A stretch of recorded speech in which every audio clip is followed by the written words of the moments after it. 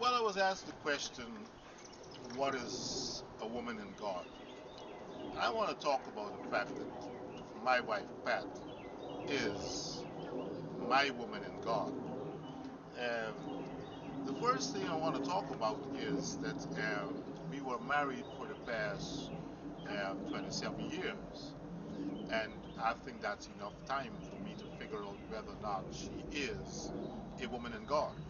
Now, there are a few things to my mind that constitutes what a woman in God is. One, it's her knowledge of God. Her knowledge of God because, in my observation, she has spent a lot of time studying the Word of God and trying to figure out who God is. The next thing that happened after she embraced the knowledge of God, right, is that she became obedient to the knowledge in which she studied. Obedience in the sense that I have seen her involved in different situations in our lives, and obedience to the word in which she studied, right, produce commitment to God. She's a very committed person. I mean, look at her; she's very committed.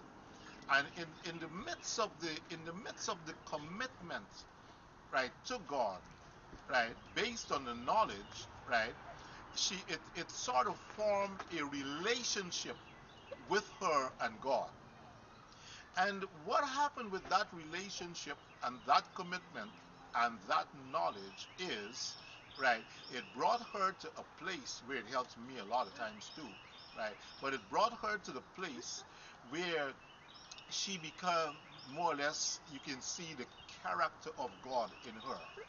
To me, that's what constitutes. To me, that's what constitutes my woman in God. That character you would find it no other place but from the studying the Word of God, being obedient to the Word of God, being committed to the Word of God, establishing a relationship with God. That constitutes a woman in God.